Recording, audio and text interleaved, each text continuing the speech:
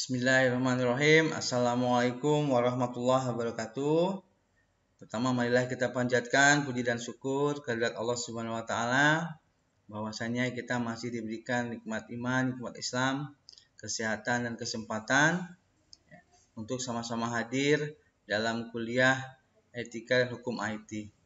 Salam dan salam juga tidak lupa kita hadiahkan kepada junjungan kita Nabi besar Muhammad SAW yang telah membawa kita dari gerbang jahiliyah ke gerbang penuh ilmu pengetahuan seperti saat ini. Baiklah, pada pertemuan ke-6 mata kuliah etika dan hukum IT ini kita akan membahas tentang cybercrime. Di pertemuan kelima, di pertemuan sebelumnya, salah satu etika di dalam dunia cyber adalah kita tidak boleh melakukan cybercrime. Kemarin sudah kita bahas bahwa salah satu etika di dunia cyber adalah kita tidak boleh melakukan kegiatan cybercrime. Nah, di pertemuan ke-6 ini kita akan membahas apa itu cybercrime, apa itu jenisnya, dan lain sebagainya tentang cybercrime. Sehingga dengan memahami apa itu cybercrime, tentu saja mudah-mudahan Anda semua tidak melakukan kejahatan ini. Baik, kita mulai dari apa itu cybercrime. Menurut Organization of European Community Development atau OECD, cybercrime adalah semua bentuk akses ilegal terhadap suatu transmisi data. Akses ilegal artinya akses yang tidak diperbolehkan, akses yang dilanggar, ilegal, terhadap semua transmisi data. Itu artinya semua bentuk kegiatan yang tidak sah.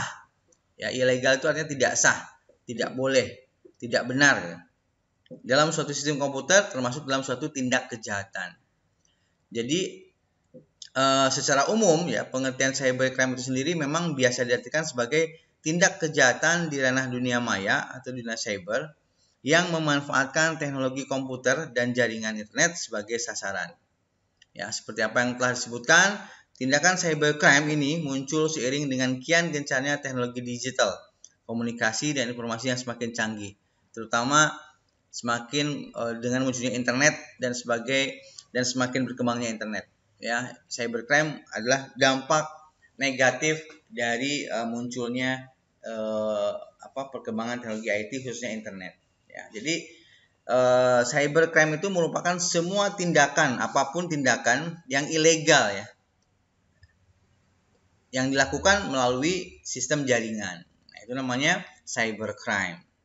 Jadi kalau dulu kita melakukan kejahatan secara konvensional, misalnya mau merampok bank, kita datangi banknya, kita bawa senjata, langsung ke banknya kita ambil uang. Nah, di dunia cyber perampokan bank bisa terjadi, namun melalui sistem jaringan, tidak langsung. Jadi kejahatan sekarang semakin berkembang, tidak hanya secara konvensional, banyak kejahatan dilakukan secara digital atau secara dunia maya. Nah, itu yang namanya cybercrime. Namun tidak hanya perampokan, masih banyak yang lain. Nanti kita bahas. Jadi intinya apa itu cybercrime? Cybercrime itu adalah kejahatan di dunia cyber atau kejahatan di dunia maya yang dilakukan oleh seseorang secara ilegal. Nah, kenapa muncul cybercrime? Kenapa ada cybercrime? Alasan pertama adalah karena internet. Internet sebagai hasil rekayasa teknologi bukan hanya menggunakan kecanggihan teknologi komputer, tapi juga melibatkan teknologi telekomunikasi dalam pengoperasiannya. Sehingga dengan internet kita bisa berhubungan jarak jauh, kita bisa melakukan aktivitas dari jarak jauh. Nah, dengan adanya internet maka muncul cybercrime. Semakin berkembang internet, semakin berkembang pula cybercrime. Jadi salah satu alasan kenapa muncul cybercrime adalah internet. Yang kedua, pada perkembangannya ternyata penggunaan internet tersebut membawa sisi negatif dengan membuka peluang munculnya tindakan-tindakan antisosial dan perilaku kejahatan yang selama ini dianggap tidak mungkin terjadi. Nah, sebagaimana sebuah teori mengatakan crime is a product of society itself. Jadi secara sederhana dapat diartikan bahwa masyarakat itu sendirilah yang melahirkan suatu kejahatan. Jadi crime is product of society itself. Jadi kejahatan adalah merupakan produk dari lingkungan itu sendiri. Ya. Ketika kita menciptakan internet, ya berarti muncullah kejahatan di dunia internet. Semakin tinggi tingkat intelektualitas suatu masyarakat, semakin canggih pula kejahatan yang mungkin di dalam suatu masyarakat. Ini alasan berikutnya ya. Alasan berikutnya adalah semakin tinggi intelektualitas masyarakat, semakin tinggi tingkat intelektualitas suatu masyarakat. Ya, semakin canggih pula kejahatan yang mungkin di dalam dunia masyarakat. Nah, ini beberapa alasan kenapa muncul cybercrime. Nah, berikutnya saya akan mencontohkan beberapa kejahatan cybercrime yang pernah terjadi atau yang sering terjadi. Yang sederhana, pertama adalah memasukkan akun Facebook seseorang. Nah, ini sekarang sedang marak ya. Sedang marak akun dipalsukan. Ya. Jadi salah satu contohnya adalah kejahatan cybercrime paling sering terjadi adalah pengkloningan akun Facebook milik seseorang. Jadi orang mengkloning akun Facebook kita, lalu mereka menyebarkan konten-konten negatif yang atasnamakan kita. Jadi orang seolah-olah kita yang mengirim, padahal bukan. Ya, ini mungkin di antara Anda juga sudah banyak yang kena, ya, termasuk juga saya pernah kena, ya, pengkloningan akun Facebook. Gitu. Ini pun contoh kasus kejahatan cybercrime. Ya, yang paling terbaru sekarang ini adalah muncul tag-tag negatif di Facebook. Ya, jadi orang-orang mengirimkan situs-situs porno, mengirimkan konten-konten ilegal, lalu di tag-nya kita gitu. Ya, itu pun salah satu contoh cybercrime. Yang kedua, cybercrime yang pernah terjadi yang booming adalah fenomena ransomware WannaCry. Ya, saya ingat 5 atau 6 tahun yang lalu kita pernah digemparkan ataupun dibuat takut ya oleh ransomware WannaCry ini. Yang kabarnya dia akan muncul pada tanggal tertentu dan akan menghancurkan data kita yang kena. Ya. Jadi beberapa tahun lalu Jagat Digital sempat diramaikan dengan kemunculan virus komputer ransomware WannaCry yang mampu mengunci data komputer seseorang. Untuk bisa membuka dan mengakses data tersebut, syarat yang harus kita lakukan adalah membayar sejumlah uang tebusan melalui wallet Bitcoin. Ya. Jadi si penyebar ya pada saat itu mengancam bahwa ketika saya menyebarkan virus ini dan Anda terinfeksi, maka data Anda akan terkunci. Jadi kita tidak bisa mengakses data. Apapun data kita dalam komputer, dalam laptop tidak bisa diakses. Nah, kalau ingin diakses, Anda harus bayar melalui wallet Bitcoin. Itu pernah terjadi. Nah, ini adalah hanya 2 contoh, masih banyak yang lain. Jutaan cybercrime terjadi setiap harinya ya di dunia. Ini sebagai contoh yang pernah terjadi. Nah, tadi contohnya, sekarang kita masuk ke jenis-jenis cybercrime. Ya. Yang pertama ada jenis pencurian data.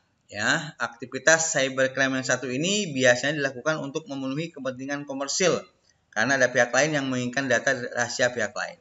Tindakan ini tentu bersifat ilegal, masuk ke dalam aktivitas kriminal karena bisa menimbulkan kerugian material yang berujung pada kebangkrutan suatu lembaga atau perusahaan. Jadi ini pencurian data. Ya, pernah terjadi satu kasus ya,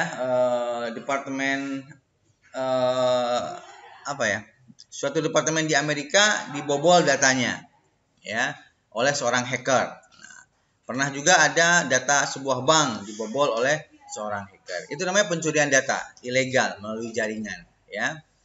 Lalu ada yang namanya cyber terrorism. Ya, cyber terrorism merupakan tindakan cybercrime yang sedang banyak diperangi oleh negara-negara besar di dunia, termasuk Indonesia. Pasalnya, aktivitas cyber terrorism ini kerap kali mengancam keselamatan warga negara atau bahkan stakeholder yang mengatur jalannya pemerintahan. Ya. Di contoh cybercrime yang kedua adalah cyber terrorism atau teroris di dunia cyber. Ya, kalau dulu kan teroris membom masjid, membom gereja, ya, pembunuhan massal itu secara langsung, secara konvensional. Nah, sekarang teroris menyerang melalui sistem digital, melalui dunia maya. Namanya cyber terrorism. Lalu yang ketiga jenis cybercrime adalah hacking ya. Memang kalau hacking ini masih jadi perdebatan karena hacking juga ada 2 macam ya. hacking itu aktivitasnya, kalau orangnya kan hacker ya. Hacking aktivitasnya, orangnya adalah hacker. Nah, memang beberapa ahli mengkelompokkan hacker ini ada dua, hacking ini ada dua. Ada hacking white hacking, ada yang black hacking. Nah, sebetulnya yang menjadi cybercrime itulah yang black hacking ya. Artinya dia menembus suatu sistem orang lain, suatu perusahaan, tapi berniat untuk merusak. Nah, itu namanya black hacking atau black hacker orangnya. Nah, itu tidak boleh, itu cybercrime. Ya, jadi tindakan berbahaya yang kerap kali dilakukan oleh para programmer profesional ini biasanya secara khusus mengincar kelemahan atau celah dari sistem keamanan untuk mendapatkan keuntungan berupa materi atau kepuasan pribadi. Ya. Jika menilik dari kegiatan yang dilakukan, hacking sebenarnya tidak selalu memiliki konotasi buruk karena ada pula hacker positif yang menggunakan kemampuannya untuk kegiatan bermanfaat dan tidak merugikan. Misalnya seorang hacker yang diberi tugas untuk melacak keberadaan seorang buronan atau hacker yang bekerja sama dengan pihak berwenang untuk memberantas aktivitas ilegal di ranah digital. Nah, itu yang saya bilang tadi, tidak semua kegiatan hacking itu negatif. Ada juga hacking yang positif. Ya, membantu pihak kepolisian mendeteksi sistem orang lain untuk masalah hukum itu boleh. Ya, atau melihat jejak digital seseorang di hacking itu boleh. Ya. Atau misalnya membantu masuk ke sistem seseorang, nanti setelah masuk dia ngasih tahu bahwa sistem Anda lemah gitu. Tanpa merusak, nah itu boleh. Yang tidak boleh itu adalah kegiatan hacking yang merusak, itu baru cybercrime. Ya, jadi hacking itu kegiatan menerobos ya, masuk ke sistem orang lain. Lalu ada jenis yang umum lagi yang di jenis cybercrime yang banyak marak terjadi adalah carding. Ya, carding adalah istilah yang digunakan untuk menyebut penyalahgunaan informasi kartu kredit milik orang lain. Nah, para carder ya pelaku carding ya. Jadi sama dengan tadi kalau kegiatannya hacking yang melakukannya hacker. Nah, kalau ini kegiatannya carding yang melakukan carder namanya. Ya, jadi pelaku carding biasanya menggunakan akses kartu kredit orang lain untuk membeli barang belanjaan orang lain secara online. Ya, kemudian barang gratisan tersebut dijual kembali dengan harga murah untuk mendapatkan uang. Tindak kejahatan digital dengan cara carding biasanya kerap terjadi di luar negeri. Sementara untuk pengguna di Indonesia, angka kasus yang tercatat belum terlalu besar, seiring masih minimnya penggunaan kartu kredit yang gemar beroperasi di dunia maya. Tapi tidak juga ya.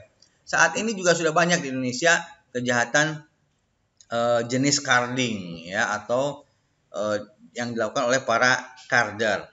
Nah, contohnya saya pribadi 2 bulan atau 3 bulan yang lalu terkena carding ini. Ya, jadi kartu kredit saya dipakai oleh seseorang di Eropa ya untuk bertransaksi taksi Uber. Ya, nah, tagihannya keluar ke tagihan saya, gitu ya. Hampir sekitar 1.400.000 untuk 2 kali transaksi. Nah, untung saja saya bisa mengkomplain ke bank yang kartu kredit saya bahwa itu bukan saya yang melakukan.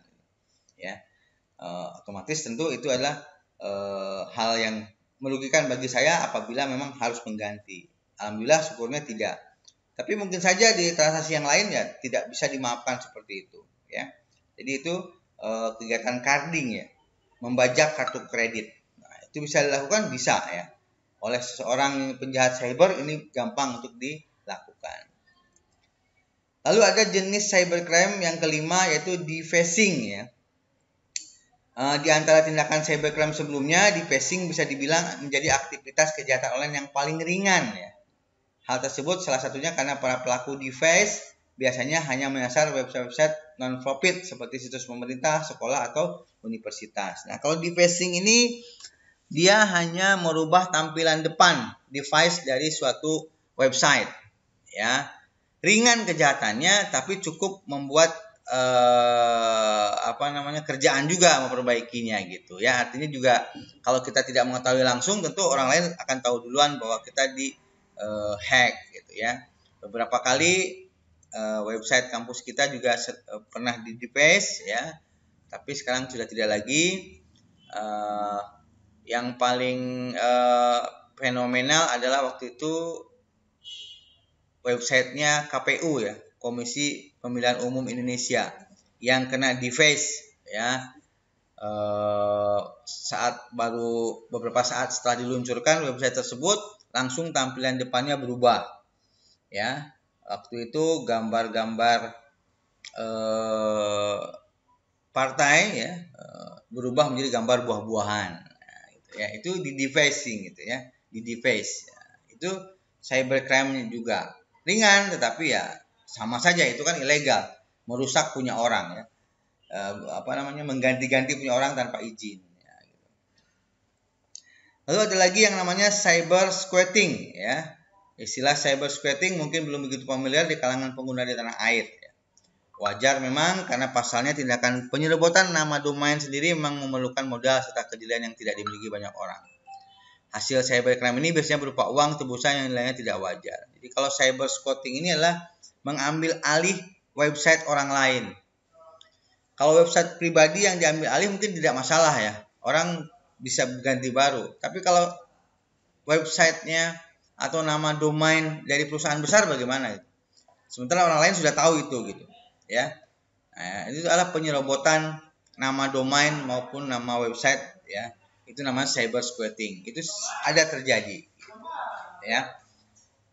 Lalu ada cyber typo squatting. Nah, kalau ini hampir mirip dengan cyber squatting, ya. Tindakan cyber typo squatting ini sama-sama mengincar nama domain milik perusahaan terkenal untuk dijadikan sasaran. Bedanya aktivitas ini memanfaatkan kemiripan nama domain serta kelalaian pengguna yang jarang memeriksa ulang URL website perusahaan. Ya. Nah, jadi kalau tadi cyber typo squatting ini kan mengambil alih nama website. Ya, mengambil alih nama domain dari situs orang lain. Kalau cyber typo squatting adalah memanfaatkan kesalahan user mengetik. Nah, itu. Ya, beberapa waktu yang lalu pernah ada situs klik BCA ilegal. Ya, jadi kalau yang aslinya alamatnya kan klik BCA. KLIK BCA, bahasa Indonesia biasa, klik BCA. Tapi karena terkadang kita biasa menulis klik itu pakai C, ya, klik pakai C, klik BCA gitu. Nah, ada orang jahat membuat situs klik BCA. Nah, jadi ketika orang salah mengetikkan nama situs, masuk ke klik BCA yang pakai C itu. Ya, itu kan bukan situs asli. Nah, itu adalah situs typo squatting. Nah, apa tujuannya? Nanti kan ketika kita memasukkan username, password, terekam oleh dia username password kita. Itu sangat berbahaya gitu. Ya, dia bisa masuk ke akun kita melalui website yang aslinya dengan akun kita yang kita rekam tadi. Jadi dia akan merekam itu gitu. Ya, terbayangkan? Ya, sangat berbahayanya gitu. Jadi karena salah ketik, maka jadi tampilannya disamakan. Tampilan disamakan persis oleh mereka. Sehingga si pengguna nggak tahu kalau dia masuk di website yang salah gitu. Nah, ketika diminta username password, kita ketikkan saja. Tentu tersimpan oleh mereka. Nah, nanti mereka akan masuk ke situs yang asli dengan username password kita. Nah, itu namanya cyber typo squatting. Sangat berbahaya. Ya. Lalu kalau itu adalah kegiatan-kegiatan yang berbau teknis ya. Artinya dilakukan oleh orang-orang yang punya keahlian khusus. Nah, ada satu lagi kejahatan di dunia cyber, tidak perlu keahlian khusus, tapi banyak dilakukan. Apa itu? Menyebar konten ilegal. Ya. Menyebarkan konten ilegal yang melanggar undang-undang menjadi kasus cybercrime paling banyak diperhatikan. Ya, pasalnya aktivitas ini biasanya melibatkan tokoh terkenal atau konten yang mampu memancing kontroversi. Ya, beberapa contoh konten ilegal itu adalah misalnya video porno, konten video porno, konten penjualan senjata api ilegal, konten jual beli narkotika, ya, dan lain sebagainya. Jadi itu adalah konten-konten ilegal, ya. Itu pun termasuk cybercrime, ya. Itu pun termasuk cybercrime. Lalu ada yang malware. Ya. Malware itu adalah sejenis penyebaran virus ya di komputer, ya. Seperti yang sudah dijelaskan dalam artikel tentang bahaya malware, ya, kita harus lebih waspada jika kita tidak ingin komputer atau website mengalami kendala. Secara umum malware terdiri dari berbagai jenis ya, misalnya ada virus, ada Trojan horse, ada adware, ada worm, browser hijacker dan lain sebagainya. Tapi yang umum adalah virus dan Trojan horse. itu jenis malware. Jadi kita mengirim file-file ilegal ke komputer orang lain. Ya, banyak caranya ya, dengan menautkan link-link tertentu gitu. Jadi makanya ketika kita bermain internet, ketika ada link-link permintaan klik, jangan sembarangan klik gitu. Jangan sembarang mengklik tautan tersebut. Hati-hati, mungkin mereka menyebarkan virus atau trojan atau malware ya. Yang terakhir adalah offense against intellectual property. Nah, ini adalah kejahatan ditujukan kepada hak atas kekayaan intelektual yang dimiliki pihak lain di internet. Ini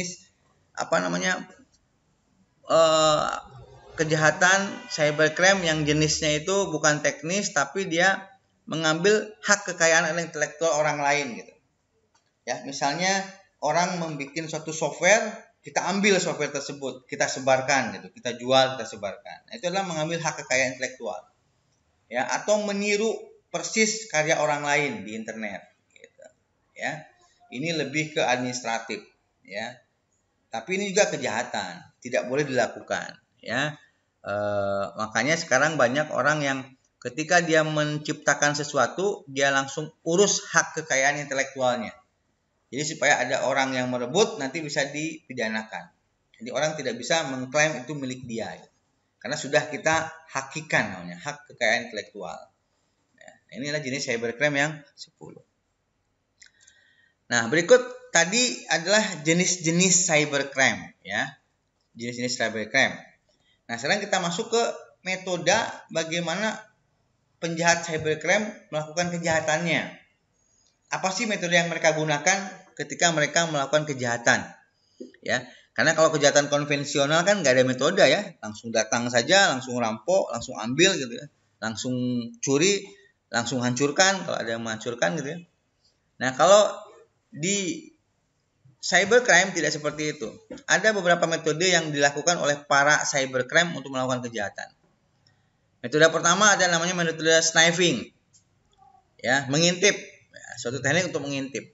Ya, mengintip yang berbahaya. Ya, hacker yang berusaha mengintip data-data komputer orang lain ya, lewat komputer si hacker ya. Contohnya jika di perkantoran kita menggunakan jaringan internet yang ada untuk mengirimkan email ke teman di luar kota ya. Kegiatan sniping bisa jadi di saat kita mengirimkan email tersebut, siapa pelakunya ya. Biasanya admin dari jaringan kantor tersebut. Jadi sniping ya, mengintip-ngintip, melihat-lihat. Hacker melihat-lihat dulu. Memang ada tekniknya, ada softwarenya. Lalu ada metode, jadi kalau sniping itu hanya melihat-lihat, hanya mengintip-ngintip, kan tidak berbahaya, berbahaya lah, karena kita bisa mengintip data orang lain yang penting. Lalu ada metode destructive device. Nah, ini destruktif, merusak ya. Destructive device merupakan sebuah program atau software yang berisi virus dengan tujuan untuk merusak data dalam komputer seseorang yang menjadi korban. Ya, contohnya program worm, Trojan horse, Nux, email bomb, ya, email bomb dan lain sebagainya. Ya, atau software bomb juga bisa, artinya ketika dia dijalankan pada tanggal tertentu, jam tertentu, langsung meledak virusnya, langsung merusak dia. Itu namanya destructive device, ya, merusak, ya, merusak. Lalu ada dengan metode password crack, ya, jadi pengambilan password orang lain. Sebuah password dapat dibongkar dengan menggunakan program disebut dengan password cracker. Password cracker adalah proses pemulihan password dari data yang telah disimpan oleh sistem komputer. Nah, jadi makanya kok password saya bisa diketahui orang lain ya? Nah, mungkin dia menggunakan teknik password cracker untuk membongkar password kita. Gitu. Ya, dia bisa menebak-nebak, dia bisa berupa phishing dan lain sebagainya. Ya, atau bisa juga dia menipu seseorang ya secara phishing untuk mengetahui password. Contohnya tadi ya, contoh yang saya ceritakan tadi, bagaimana kita mendapatkan username dan password nasabah BCA dengan menciptakan website yang mirip, gitu, ya. Password crackernya bisa dilihat. Lalu ada lagi yang namanya distribute denial of attack atau DDoS, ya. Ini serangan yang bertubi-tubi terhadap server. Ya, server diberikan traffic lalu lintas data yang sangat tinggi. Nah, ya, sehingga nanti akan hang sendiri atau akan collapse sendiri karena terlalu banyak request. Nah, itu namanya DDoS ya. Ini banyak dilakukan oleh para hacker ya, para penjahat untuk merusak atau untuk membuat down sistem orang lain ya. Dia banjiri dengan request dengan perintah. Ya, itu namanya distribute denial of attack atau DDoS. Ya, tentu ada softwarenya, ada caranya bagaimana diserang ya, menyerang melalui DDoS ini. Lalu ada istilah spoofing ya. Spoofing adalah salah satu kejahatan yang banyak terjadi di internet. Cara kerja dari spoofing yaitu dengan cara ilegal mengakses perangkat komputer, mobile, serta email bermacam akun dari pengguna internet. Ya, spoofing atau yang dikenal dengan source address spoofing ini melakukan pemasukan IP address agar korban menganggap bahwa IP address itu bukan berasal dari luar jaringan. Ya, itu namanya teknik spoofing. Ya, itu metodenya. Nah, berikutnya bagaimana caranya kita menanggulangi kejahatan cyber? Ya, kan sudah marak tuh. Ya, yang pertama tentu saja bisa dengan membuat undang-undang. Nah, alhamdulillah di Indonesia sekarang sudah ada undang-undang yang bisa menghambat kegiatan cybercrime ini. Tidak menghilangkan ya, tapi menghambat minimal. Yaitu dengan adanya undang-undang ITE. Ya, membuat undang-undang. Jadi kalau tidak ada undang-undang tuh mudah saja gampang saja orang melakukan kejahatan, ya. Yang kedua, membentuk lembaga penanganan khusus, ya. Contohnya Mabes Polri yang membentuk divisi cybercrime Mabes Polri. Jadi ada organisasi khusus yang menangani kejahatan-kejahatan di dunia cyber. Kenapa harus ada lembaga khusus? Karena ini berbeda dengan kejahatan konvensional, gitu ya. Tentu saja harus orang yang ahli juga, ya, yang menangani kejahatan cybercrime ini, gitu, ya. Tidak bisa sembarangan, harus orang yang punya keahlian di dunia cyber juga yang bisa menjadi atau mengungkap kasus-kasus di cybercrime, ya. Yang ketiga adalah memperkuat sistem, ya. Tentu saja sistem yang kita punya harus kita perkuat agar tidak menjadi objek kejahatan cybercrime, ya. Ya, jadi pengamanan sistem menjadi benteng pertama yang bisa kita andalkan untuk menghindari potensi cybercrime. Ya, contohnya menggunakan sertifikat SSL pada website, pakai antivirus, pakai firewall, ya, untuk memproteksi server dan lain sebagainya. Banyak cara untuk memperkuat sistem, baik itu server maupun laptop kita sendiri atau sistem pribadi kita sendiri. Ya. Lalu yang keempat, meningkatkan kesadaran warga negara mengenai masalah cybercrime serta pentingnya mencegah kejahatan tersebut terjadi. Jadi, berikan edukasi kepada masyarakat bahwa sekarang ini marak cybercrime. Nah, ini loh cara menanganinya. Begini cara supaya akun Facebook tidak dibajak. Begini caranya agar server tidak dihack dan lain sebagainya. Jadi, kesadaran warga. Yang terakhir adalah meningkatkan kerjasama antar negara, baik bilateral, regional maupun multilateral ya, dalam upaya penanganan cybercrime. Antara lain menjalin perjanjian ekstradisi dan mutual assistance treaties. Karena terkadang cybercrime ini dilakukan karena dia bisa dilakukan jarak jauh. Nah, biasanya pihak orang-orang di luar negeri juga melakukan kejahatan di tempat kita. Ya. Jadi yang dibobol misalnya bank di Indonesia yang melakukan orang Jepang. Gitu. Yang dibobol bank Swiss yang melakukan orang Indonesia. Itu berarti jangan jarak jauh. Nah, harus ada kerjasama antar negara untuk menangani cybercrime ini, ya. Karena cybercrime tidak dilakukan di tempatnya, yang bisa dilakukan dari jarak jauh, ya. Jadi itu adalah tentang cybercrime atau kejahatan di dunia cyber, ya. Terakhir sebagai tugas ke-6 ya, seperti biasa buat tulisan dan paper dari pertemuan ke-6 ini. Lalu juga Anda harus menambahkan, ya, menjelaskan masing-masing satu kejadian atau kasus cybercrime yang terjadi baik di Indonesia maupun dunia. Yang tergolong 1, pencurian data. 2, cyber terrorism. Jadi maksud dari tugas ini adalah selain membuat paper, Anda juga mencontohkan, misalnya contoh kasus pencurian data terjadi di Amerika pada tanggal sekian dilakukan oleh si A, si B, ini, gitu ya. Jadi contoh cukup satu saja masing-masing cybercrime ini. Contoh kasus cyber terrorism, nah, kapan terjadinya, di mana, siapa pelakunya, gitu ya. Hacking, carding dan semuanya. Jadi silakan Anda cari di internet contoh-contoh kejadian cybercrime dari 10 cybercrime yang saya tampilkan ya. Seperti biasa, tugas dikumpulkan paling lambat tanggal 3 Mei melalui e-learning. Baik, saya rasa itu saja pertemuan ke-6 ini. Mudah-mudahan bermanfaat. Terlebih terkurang, saya ucapkan terima kasih.